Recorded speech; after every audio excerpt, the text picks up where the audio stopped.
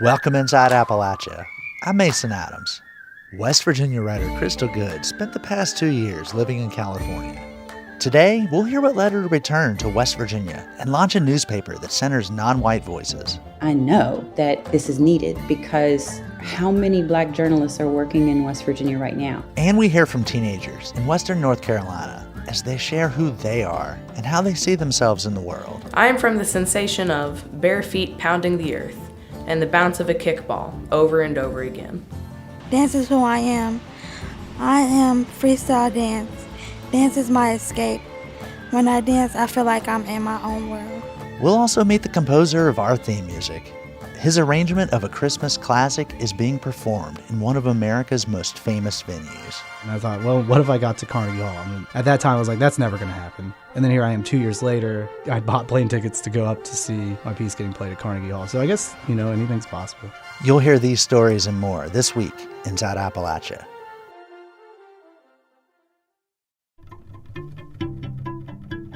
Welcome Inside Appalachia. I'm Mason Adams. Parts of Kentucky, Tennessee, and 4 other states are in recovery mode following deadly tornadoes that left a trail of devastation. At least 88 people have died at the time of this recording. Among the towns hardest hit was Bowling Green, Kentucky. 15 people died, and emergency responders estimate close to 500 homes and 100 businesses were destroyed. WKYU's Lisa Autry filed this story just after the tornadoes hit. A global pandemic has made the past year and a half stressful, to say the least, and even Mother Nature screams sometimes. This is the hardest tornado event we've ever been through, and it's not just because of the property damage, but we lost a lot of good people. Kentucky Governor Andy Beshear grew emotional at a news conference in Bowling Green hours after an EF3 tornado, packing winds of 155 miles per hour, swept through the city in the wee hours of Saturday morning. It's really hard and really painful. The Warren County coroner has confirmed 11 deaths, including children, and that number could rise as more victims are found under debris. Members of a multi-generational family living under the same roof are counting their blessings after losing their home in the tornado. Eric Alford was sleeping around 1:30 Saturday morning when the storm came through his neighborhood. Basically, the alarms was going off on our phones, and that woke us up and alerted us. And then all of a sudden, it sounded like a freight train. I mean, it was loud and vicious, and it didn't last long. I mean, it mowed through here. It mowed through here pretty quick. The roof of Alford's house on Ewing Ford Road was completely blown off, and nearly everything inside lost to wind or water damage. The home's most valuable belongings were saved. Alford, his wife, and 2 sons, as well as his daughter-in-law and newborn grandchild, were all able to make it to the home's basement. Crystal Kavanaugh's family was also spared in the storms. They live on Willow Way in the Briarwood neighborhood. A tree went straight through her daughter's bedroom, but she wasn't home. No, spent the night with a friend, thank God, yes.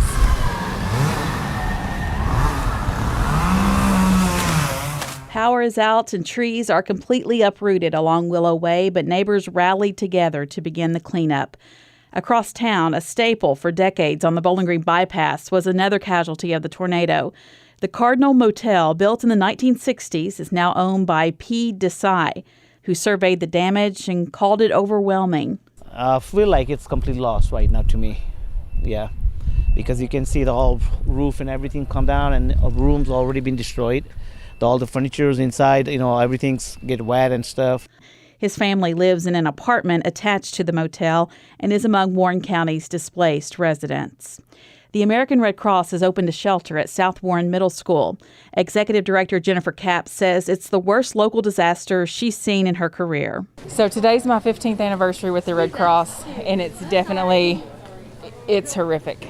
She says the community has been nonstop with donations such as food, clothes, diapers, and hygiene items. At this point, we're trying to just organize it and make sure that we have everything kind of grouped together. And then I think we'll probably turn around and, ask the community to stop with that effort and then go to making monetary donations. This is a kid's right here. What size is that one? Western Kentucky University student Abby Haynes helped sort clothes at the shelter.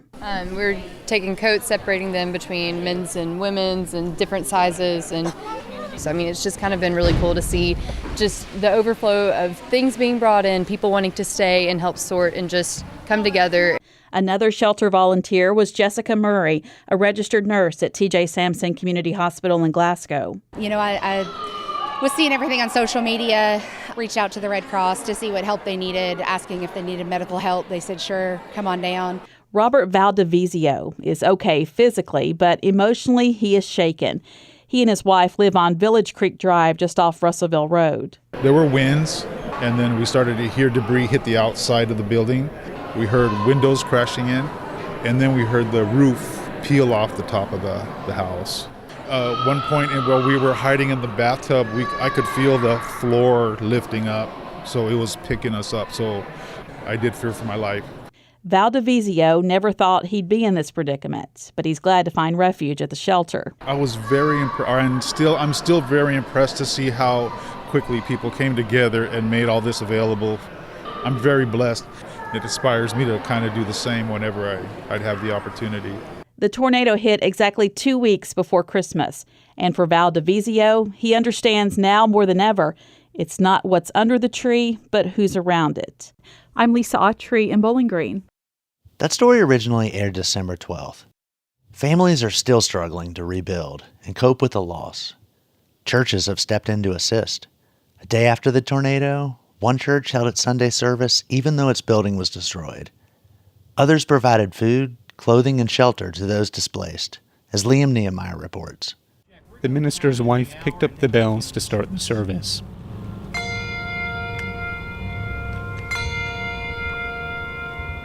There were hymns, communion, and lots of prayers.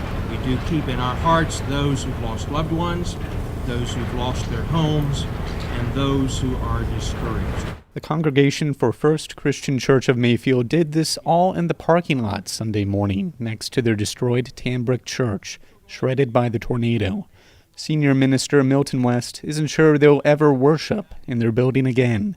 But West says that's not important right now. But the most important thing they gained is they saw each other, and it's good for them, and it's healthy, and it's healing, and that's how you overcome things.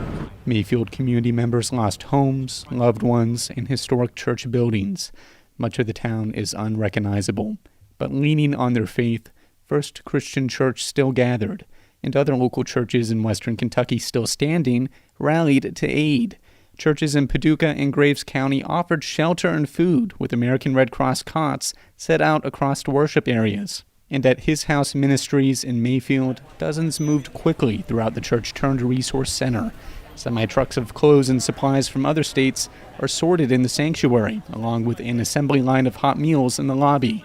It's a relief for folks like Brenda Moore, whose home is a total loss. Oh, we got well blessed here. We got some air mattress, we got some comforter, we got towels, wash rags, hygiene accessory, and all the above. And we everything we needed, basically. About 10 miles outside of Mayfield, two churches in the community of Wingo are now impromptu shelters for more than 100 people. Sloping down the hillside in Wingo lies the Way Community Center. An old factory building turned youth center serves as a warm place for 22-year-old Austin Case and his fiancée. He's still processing the toll of the past few days, but he's grateful for the church opening its doors. It's just hard, because you wake up and, we had a little park right across the street where the kids would play and people would bring their dog, and it's gone, Case and his fiancée were wondering how to pay for Christmas gifts before the tornado. Now they're wondering how their community even moves forward. For Beverly Duffy in the Wingo Center, she wholeheartedly believes in a higher power and believes herself and the Mayfield community will be taken care of. We'll go wherever God leads us. That's all I can say. Right now, he done led me to this shelter, and this is where I'm going to stay until it's time to move on. She's thankful for the food, medicine, and company provided in Wingo, but that doesn't erase the memory of what happened to her home and hometown. I went out yesterday just to kind of view what it looked like, and it brought tears to my eyes, because I'll never see the things that I grew up around. They're gone. They can't be replaced. You can't rebuild them because they're gone. Just up the road from the Way Community Center sits the Wingo Old Cumberland Presbyterian Church, also offering shelter to those displaced. Pastor R.B. Mays' message to his congregation Sunday morning tried to provide meaning to what happened. This is supposed to hurt. We're not in the world that God originally created. It's a broken world with tornadoes and hurricanes and fires and tragedy. Mays knows there's going to be physical needs for weeks to come, buildings to be rebuilt, but in the long term, he sees faith as key to helping Graves County move on from the mental scars of this tragedy. I'm Liam Niemeyer in Mayfield. Liam filed that story last Sunday, December 12th.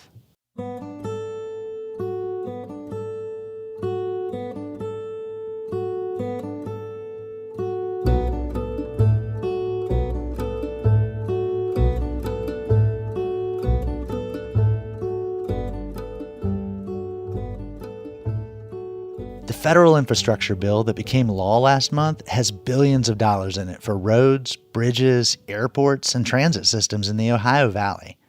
But as Curtis Tate reports, the law also addresses other pressing needs in Appalachia.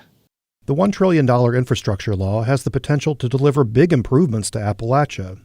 It will help reclaim abandoned mine sites, putting laid-off coal miners back to work. It will help replace lead water pipes and clean up chemical contamination in water supplies.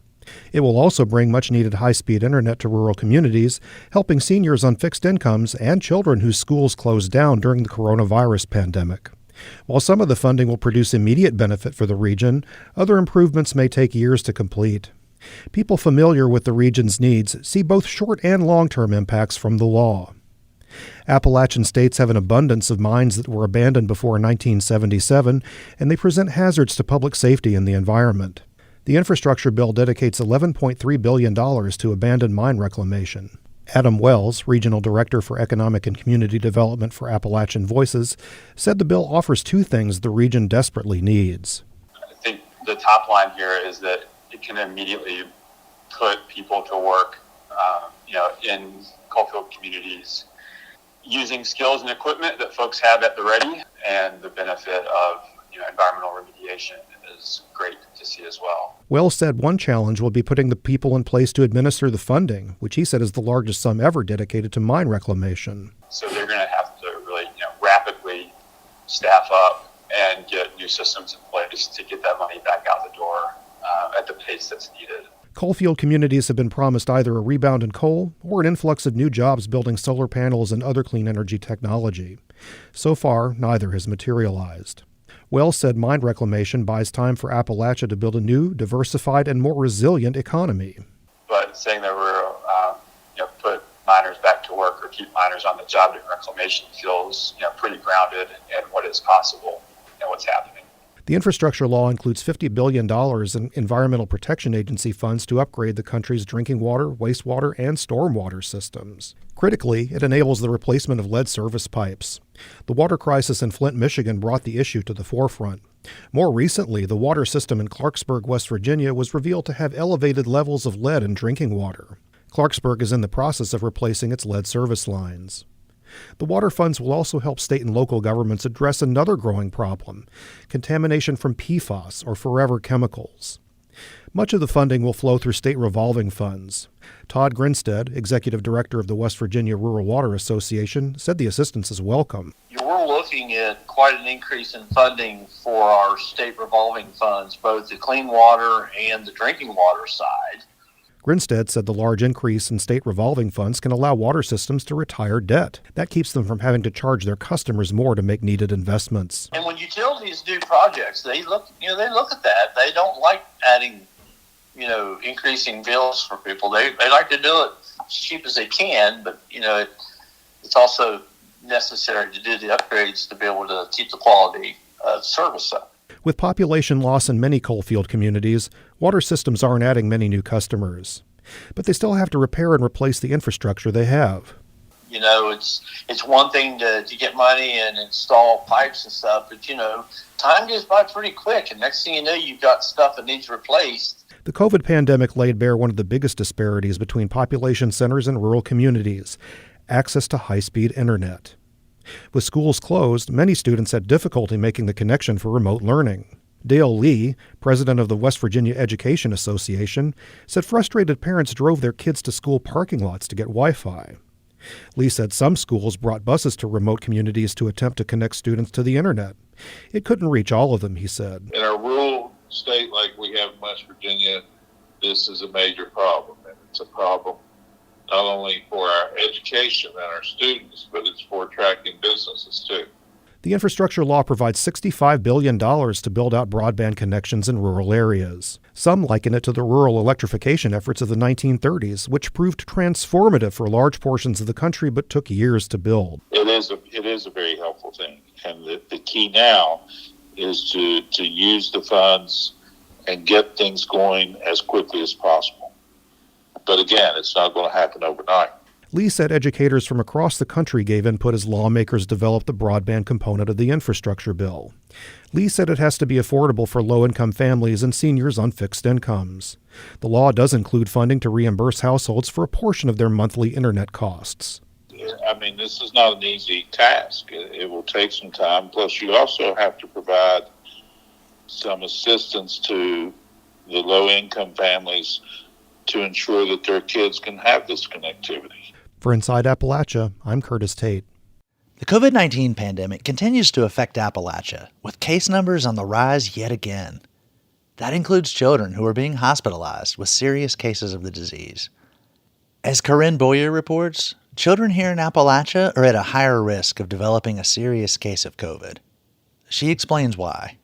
During a news conference in October, Dr. Sean McTighe said most children hospitalized for COVID-19 at UK Children's Hospital had one underlying factor in common. So our number one driver of risk for admission to the Children's Hospital has been obesity. So the majority of our children with severe or critical COVID have been obese, and in particular, the ones who've gotten more critically ill have been obese. McTighe is the medical director for pediatric infection prevention and control at the UK Children's Hospital. He said all of the patients hospitalized were unvaccinated. In response to a question asking how parents might identify obesity in children, he said, "One good rule of thumb I can say, though, is if you have to ask the question, there's a good chance that your child may actually meet the definition for obesity. It's much easier to meet than most people think." Obesity can put children at much greater risk of having more severe disease with COVID. Isolation and the switch to online school has affected everything from access to healthy foods to regular meals and exercise. Meanwhile, states in the Ohio Valley already suffered from some of the highest rates of childhood obesity in the U.S. A report by the Robert Wood Johnson Foundation shows Kentucky has the highest rate of obesity among kids 10 to 17 in the U.S. So why does this continue to be a problem in Appalachia? Dr. Aurelia Radulescu explains. There is not just one single factor leading to obesity. There is a genetic predisposition. There are environmental factors contributing to that, and definitely the lifestyle plays a very important role. Dr. Radulescu is a pediatrician certified in obesity medicine and medical director of the BMI clinic at Kentucky Children's Hospital. She adds that sedentary levels, sleep hygiene, and access to healthy foods and safe outdoor environments may also contribute to obesity. The BMI clinic accepts children from all over the state. We have population with low income, so they are more likely to have food insecurity. There are not resources in the community, so that explains why Kentucky is a leader, unfortunately, in childhood obesity. West Virginia has the fourth highest rate of childhood obesity in the U.S., according to the Robert Wood Johnson report. Eloise Elliott is a professor at the College of Physical Activity and Sports Sciences at West Virginia University. She co-directs the Cardiac Project, which helps identify cardiovascular risk factors in fifth graders. For several years, the legislature funded the program in all 55 counties and once allowed for lipid panels. But the program lost funding, so now fifth graders self-report their height, weight, and answer additional health screening questions. We didn't expect it to be real accurate because they're fifth graders, but we were very surprised at, still like 42% of them reported their height and weight that was above the 85th percentile in BMI. Kids above the 85th percentile of BMI or body mass index are considered overweight and should be seen by a doctor. West Virginia also has a high rate of adult obesity, like Kentucky. Elliot again. Some of it is not having the knowledge on why it's important or how to eat healthy or how to find new ways to be active, but some of it's just because that's not the way they were raised, and so they don't do it. To address childhood obesity, the report suggests making a handful of policies permanent, like expanding Medicaid, the child tax credit, and universal school lunches. Daniel Blatt is a pediatric infectious disease doctor at the University of Louisville Norton Children's Hospital. He says obese children can be 1.5 or 2 times more likely to be hospitalized with COVID. Some reports are even saying 3 times higher than people who are not obese in children. It's hard to say exactly how many patients we're seeing that are obese and hospitalized with COVID-19, but it does seem to make disease outcome worse. Blatt says the virus also causes severe disease in children who are not obese. He says COVID-19 vaccinations are the best resource to prevent children from becoming severely ill. For the Ohio Valley Resource, I'm Corinne Boyer. Corinne originally reported that story in mid-November, before the new Omicron variant was discovered in the U.S. Up next. Who am I? Who am I? Who am I? I'm a brother, I'm a friend, I'm a cousin, I'm a hero. I am the beat to the music, from the music to the beat. I am a dancer. Dance is who I am. I am small, a tiny germ clinging to existence. I am music because my life is a constant beat, and I'm ready to shift the tone. We'll hear poetry from teenagers in Western North Carolina. You're Inside Appalachia. I'm Mason Adams.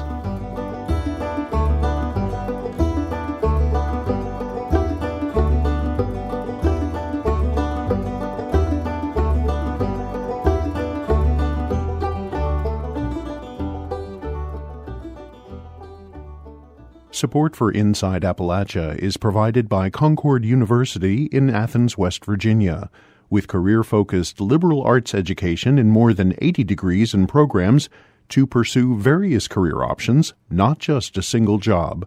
More at concord.edu.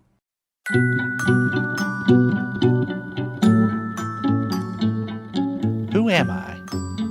That's a question that teenagers everywhere wrestle with as they discover their identities. Our next story comes from Blue Ridge Public Radio in Asheville. This summer, BPR teamed up with a nonprofit, Asheville Writers in the Schools and Community. Together, they hosted a series of workshops with teenagers and asked them the question, who am I? 15-year-old Antonio Stinson recorded this poem. The name of my poem is Who Am I? I am music because that is what I am. I am music because that is what I know. I am music because that is what I do. I am music because that is what I know how to do. I am music because that is what I'm born into. I am music because that is who I am. I am music because that is what I want to do. I am music because my life is a constant song, just stuck on repeat, waiting for things to pan out. I am music because I feel like I don't fit in anywhere in the world. I am music because music frees me from the real world. I am music because my life is a constant beat and I'm ready to shift the tone. I am music because my life is like a book, ready to get on the next chapter. I am music because I feel like nobody understands me, whatever I'm telling them, and I'm ready for them to turn up the volume so they can hear me. I am music because I am like a newborn baby being told what to do. I am music because that is what describes me. I am music because that is what I make new friends with. I am music because that is what I discovered how to do. I am music because that is what I connect with. I am music because that is what I have fun with. I am music because that is my passion. And I am music because that is my key to life. Antonio Stinson is in 9th grade at Asheville High School. Here's another poem by his twin, 15-year-old Tori Stinson. I am a dancer. Dance is who I am. Dance is what I do. I dance for myself. Dance is my happy place. I love to dance. The dance is my everything. I'm a person who had a bad childhood, but when I dance is my go-to thing to erase the past and move on. Dance makes me calm. Dance is who I am. I am freestyle dance. Dance is my escape. It's my escape from negative energy and bad things. Dance is my superpower. When I dance, I feel like I'm in my own world. Let's listen to one more poem. It's about growing up in the mountains. Hello, my name is Liam Burton, and this is my poem, I Am From. I am from the taste of chicken pot pie and lemon lime freezer pops. I am from the smell of freshly cut grass and pine sap drifting on the breeze. I am from the sound of crows calling, dogs barking, and birds flitting from tree to tree. I am from the side of the Blue Ridge towering above me, watching over us as a guardian over its charge. I am from the sensation of bare feet pounding the earth and the bounce of a kickball over and over again. Liam Burton is an 8th grade student in Asheville. Here's what he said about why he was motivated to write that poem. It's honestly what I experience just kind of every day. Like crows and dogs and birds like calling outside when I'm playing in my backyard, like bouncing a kickball, like fresh cut grass and pine sap is definitely a smell outside. Just almost anywhere in Asheville, if you're driving around, you can see the Blue Ridge Mountains. And it kind of makes like a safe little pocket with the mountains around us.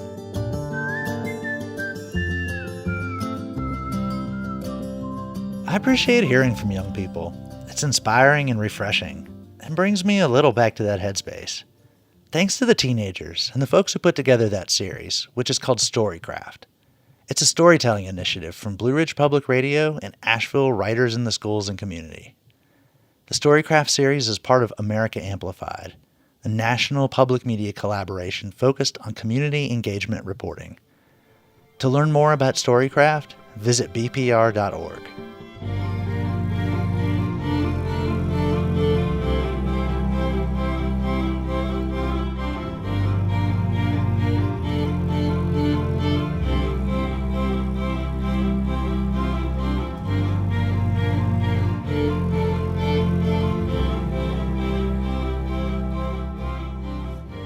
Now to Kentucky, where a media project of a different kind is honoring the life of Breonna Taylor, who was shot by Louisville police in March of 2020.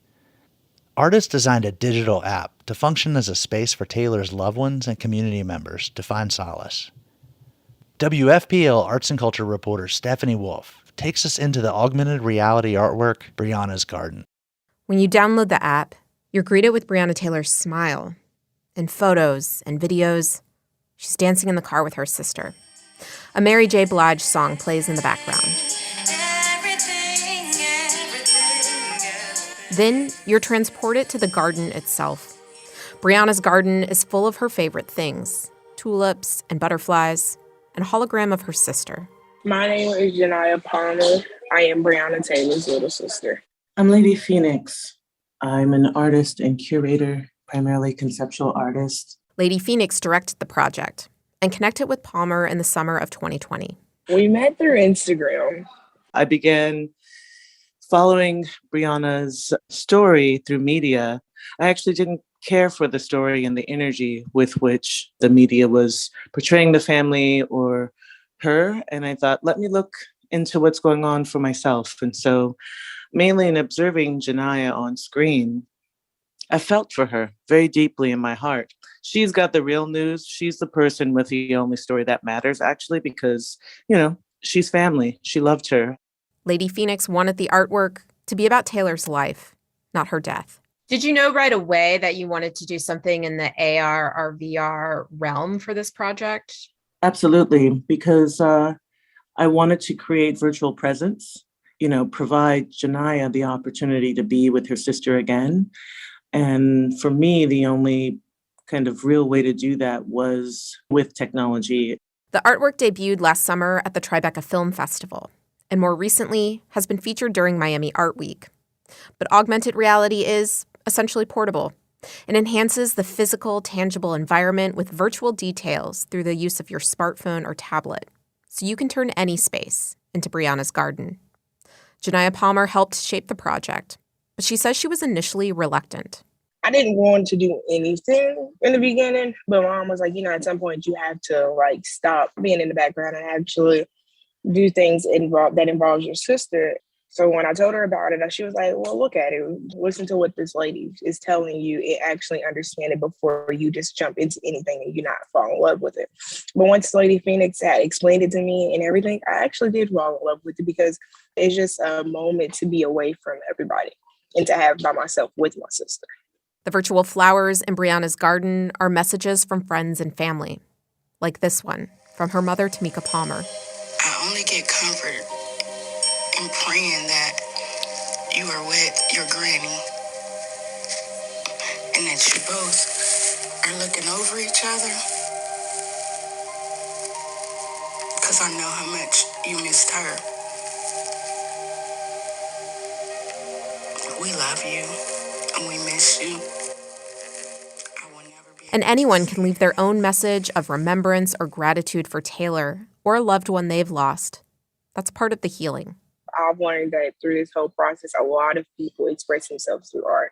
And art is definitely very cool to me because everybody gets to express themselves differently within art too. Even though they can all paint the same picture, somehow, some way, it's all different. I love that, Janiyah. And I think for me being, a creative entrepreneur and artist, I think for me, art is a language, it's an energy, and it's an opportunity for people to be seen and heard.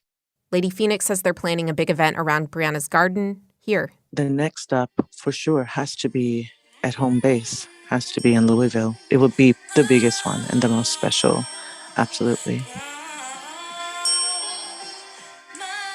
That's artist Lady Phoenix and Janiyah Palmer, Breonna Taylor's sister, speaking with WFPL's Stephanie Wolf about Brianna's garden.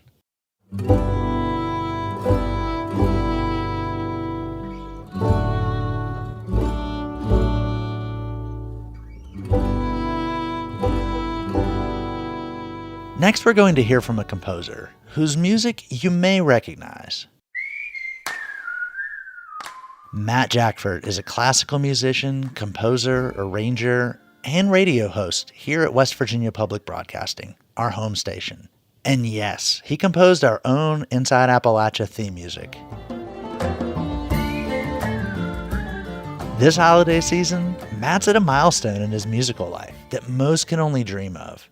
Andrea Billup sat down to talk about his new work on a classic seasonal tune, I Saw Three Ships. So I wanted to start out and ask you about this song. Tell us a little bit about the history of Three Ships, right? Yeah, it's I Saw Three Ships. So that's the traditional Christmas carol that you hear. And what I've done is take that melody and transform it into something else. It's its own standalone, almost original piece, just takes that melody and turns it into a symphonic, arrangement that's different than what you would normally hear when you listen to the carol, I Saw Three Ships. How did you get started in your interest in classical music and further composing? So I actually, didn't really write until the end of high school. I started writing on Finale. Actually, my band director loaned me his copy of music software, Finale, and I started just making up songs with it and pieces and, just playing around and having fun. And then, went to college as a biology major for the first 2 years and then was just writing so much that I decided to, give composition a shot as a major. And so I switched my major in my sophomore year to music composition so that I could be doing it all the time because that's what I wanted to do. I was skipping biology homework to write pieces of music. And so I eventually was like, well, I might as well get credit for it. So changed my major and did that and then just took off. It just kept snowballing. Eventually it was played by the, ensembles at West Virginia University and then won a reading with the Pittsburgh Symphony Orchestra.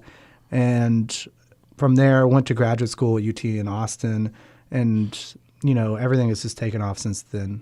Tell our audience who is going to play this season. It's been picked up by 3 different orchestras this season, and the first is the National Symphony in Washington, D.C., and they're going to be playing at the Kennedy Center.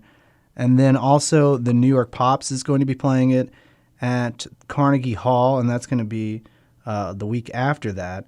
And then there's one more orchestra in Canada that's going to be playing it. It's the National Arts Center Orchestra in Ottawa. They just recently picked it up too, so it's these ships are sailing internationally now. How does that feel? It's an amazing experience. I mean, I honestly wasn't sure what was going to happen this December if any orchestras were, and I just got an email after email asking about buying the piece or renting the piece, and now I've got 3 great orchestras lined up for performances this December. How do you get a greater audience, or even maybe a younger audience? You're a young man, and you're fascinated, it seems, by this type of music. How do we cultivate that here in West Virginia? What I'd like to do on my show is to play more contemporary music, so it's more relatable to the sounds of today. I also like to, highlight different kinds of music, like film scores, for instance. That's a big part of my show, is a Film Score Friday, where we take and break down soundtracks from different films that have come out or different shows. And I think people are really interested in that, because when you get a picture to classical music, it's easier to understand and relate to, because a lot of times for the lay listener, classical may be, a little complex, but if you put a picture to it, it's very easy to ingest, I think. And that's what I try to do, is make sure to have new music, relatable music, or even old music that is transformed in a new way, a different way that's, more striking to the ear. Anything else that you would share with us about this piece of music? I'm just really grateful for the opportunity that conductors and orchestras have given me. And, it's a pretty rare experience to be able to be played in some of these amazing halls. So I'm looking forward to going up to Carnegie Hall and actually taking a listen to it. So you're actually going to go? Yeah, I've bought the plane tickets. I've got the tickets to the hall, and I'm ready to go sit down in Carnegie Hall and take a listen to this piece. Is that a big moment for your musical life especially?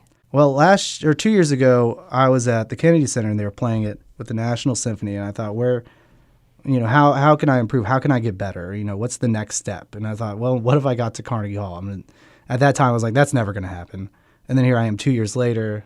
I bought plane tickets to go up to see my piece getting played at Carnegie Hall. So I guess, anything's possible.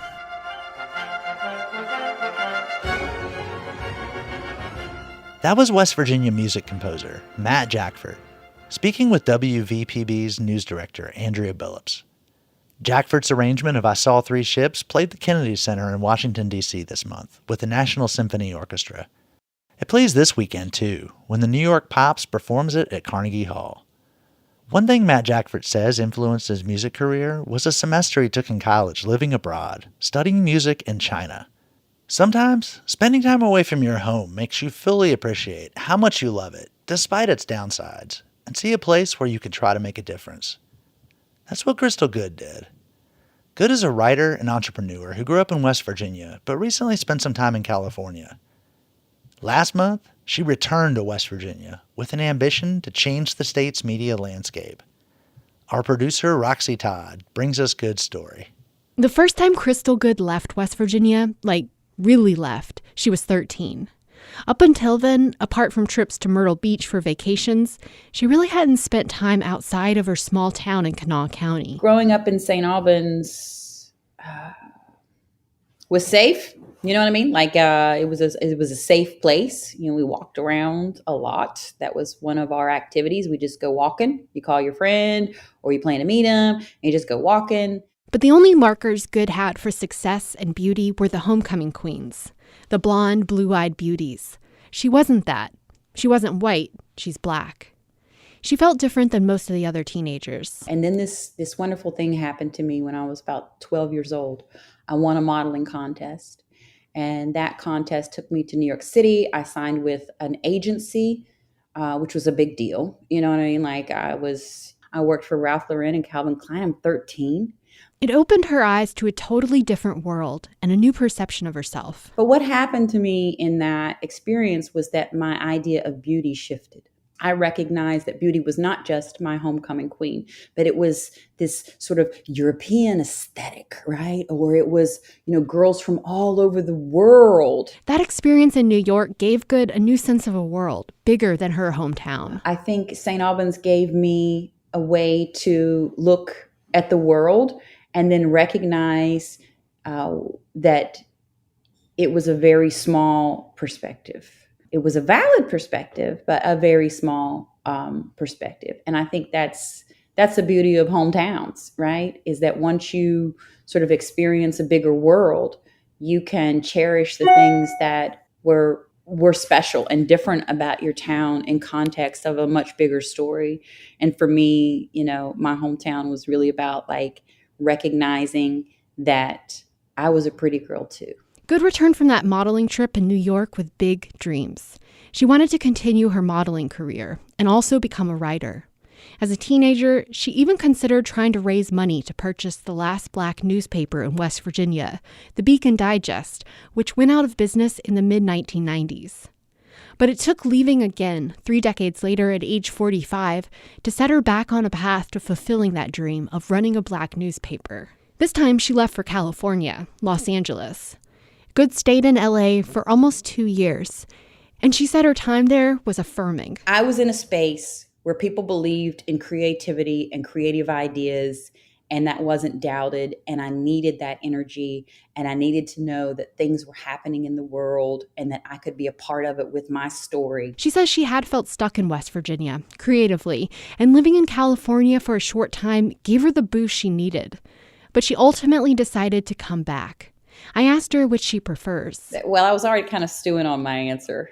What was the truthful answer? The truthful answer was, California has a lot of sunshine and an economy. You know what I mean? But, I do. I loved my experience in California. I loved it. But she felt pulled back, and she had a plan to launch a newspaper. It's called Black by God, the West Virginian. It's the only newspaper in the state that intentionally centers non-white voices. I know, right, that this is needed because how many Black journalists are working in West Virginia right now? Good only knows of one full-time Black journalist currently working in the state, and she hopes that eventually Black by God will grow so she can hire more writers and editors. Her second print issue, which published in early December, features stories about Black culture, healthcare, and history. There are also white voices speaking to anti-racism in the paper's opinion section. When I caught up with her, she was in the middle of distributing the free papers across the state. She's been hand-delivering them to coffee shops, restaurants, and hair salons. I have 1,000 pounds of Black by God newspapers in my car. This is nuts, right? What are you doing, Crystal? But I just believe in it. The process of traveling throughout West Virginia, meeting people she's never met, has been an eye-opening experience for Good, because it's made her realize that there are some places where her paper isn't welcome. And that's made her question, is she welcome too? It's also broader situations that have made her afraid. I got pulled over by the police because I have California plates. And that was probably one of my scariest West Virginia moments because I didn't know why I was being pulled over. She says she wasn't aware, but her license plates were expired. But pretty soon into her conversation with the police, they continued to ask her the same question. But, as soon as the officers pulled me over, they wanted to know if I was from here. And thank goodness I have a West Virginia ID. Then they wanted to know, they must have asked me 4 times, do you like it better here? Or do you like it better there? And my answer was, officer, I like it better here, right? Now, there's some truth to that. But there was another truth, that there are things about California she likes better. But she stuck with the answer she decided would probably get her on the right side of the police. And so that gave me perspective about where Black by God can go and can't go. Because at times, Good says, people at coffee shops or gas stations refuse to carry her paper, Black by God. Sometimes, if she sees a lot of Confederate flags, she just keeps on driving. And this saddens her, that this place she loves and wants to make home doesn't feel fully welcoming at times. She says she knows it's a gamble to launch a business in the middle of a pandemic, not to mention a media project at a time when newspapers across the country are collapsing. But she feels like it's important, something she has to do. Success for me is 10 years from now. I've got a whole bunch of emails saying, I wrote my first article for Black by God. I made my first podcast for Black by God. Had my first paper route with Black by God. I want to be that catalyst. Good wants to see Black by God be that successful catalyst. And while she's not 100% sure she'll stay, and admits there's a lot about the state that frustrates her, it's where she calls home, and always will. Good publishes her 3rd issue of Black by God in spring 2022. For Inside Appalachia, I'm Roxy Todd. Mount Hope High School in Fayette County, West Virginia, closed nearly a decade ago. It was a blow to the community, especially its alumni. But as Jessica Lilly reports, one graduate found a way to keep that Mustang pride alive. Mount Hope High School in Fayette County, home of the Mustangs, closed in 2012, but the spirit can still be found in town. On Main Street, in an old 2-story building, Hey, sneaking in. Hi, how you doing? a group of people of various ages are gathered around a small circular kerosene heater in a narrow room. Thin red carpet covers the old hardwood floor that stretches into another wider room, scattered with extension cords, a bicycle, and some plastic milk crates. 1, 2, 3, 4. This is the home of a high school marching band. But nobody's in high school and they really don't march. They call themselves the Mount Hope Regional Band. Carrie Kidd is a founding member. We're a marching band. We have a bandwagon, and because we're too old to march in parades, but we like to be in parades. The bandwagon is a flatbed trailer that most members ride on while playing an instrument. But tonight, the band is rehearsing in this rundown building. The idea of an alumni band started back in 2011 when Kidd heard that Mount Hope High School would close. Unless you've lost something like that, then you just don't understand. And so it was really to keep that Mustang pride alive. And we just wanted to, keep that heritage going in the community. It's still a part of the town's character itself. In 2017, she started Harmony for Hope, a nonprofit organization with a mission to unite Appalachians through art and music. I had a skill set because I left, and I knew I could provide something to my community. So instead of going out of state, I decided to come home and provide that. Kidd wears a few different hats. Geographical Information Systems Specialist by day, bell player in the adult marching style band by Thursday night. The momentum has been building ever since. Nathan Shelton graduated from Mount Hope High in 1966, just 4 years after desegregation. He found a place to belong as a child and now an adult in the marching band. It means that I can continue to do what I love to do, and that's play music. I just want to hope I can be here as long as I can put air in my horn. I'll be here to play. The band has also grown to welcome more than just Mount Hope alumni. I found out I could join. I was jumping around like a little kid. Yes, I always wanted to do this, yes! Karen Leathers went to school in Ohio and currently lives in Princeton. She travels almost an hour every week for rehearsal. I was so excited. I actually got to go out on a field. I couldn't carry an instrument, but I marched out on the field.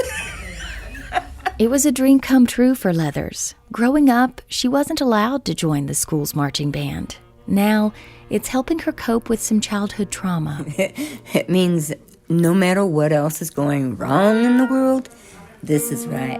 It feels right. And it feels good. And it's people playing together and joining together as a team and coming out with something beautiful for people to listen to and bring joy to others.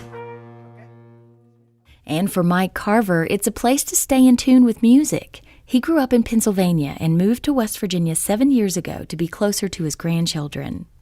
Music is really quite different here in West Virginia than it was in Pennsylvania. Pennsylvania, there was tremendous opportunities. I could do a lot of solo work up there. Down here, there's no solo work available. Carver has found groups to play with, such as the New River Jazz and a gospel brass group from another city. There's very little in this area to get involved in musically, so when we heard about this past summer, we were thrilled to come over and get involved with the group. At first, there was only a couple of us, but we keep adding members, so it's growing.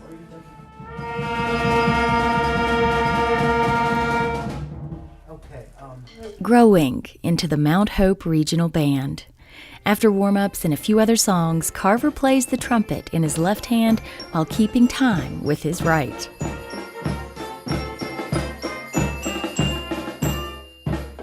The smiles in the room are particularly bright during this classic holiday tune.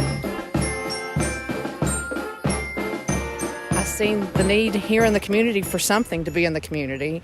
And music is what spoke to me, because music can usually go across lines of communication that words can't. The Mount Hope Regional Band has performed at more than 25 events, many of the occasions annually. The events vary from parades to youth football games. For Inside Appalachia, I'm Jessica Lilly in Mount Hope. Founding band member Carrie Kidd says the Mount Hope Regional Band is welcoming new members, at least until space runs out in the old building. Find more information on our website, wvpublic.org. Until next time, thanks for joining us as we journey throughout Appalachia. Our theme music is by Matt Jackford. We also heard a little of his arrangement of I Saw Three Ships. Other music this week was provided by West Swing, Jake Sheps, and Dinosaur Burps. Roxy Todd is our producer. Our executive producer is Andrea Billups. Kelly Libby is our editor. Our audio mixer is Patrick Stevens. Xander Alloway also helped produce this episode. You can find us on Twitter @InAppalachia. You can also send us an email to insideappalachia@wvpublic.org. There, you can also subscribe or download all of our stories, or look for Inside Appalachia wherever you get your podcasts. Inside Appalachia is a production of West Virginia Public Broadcasting.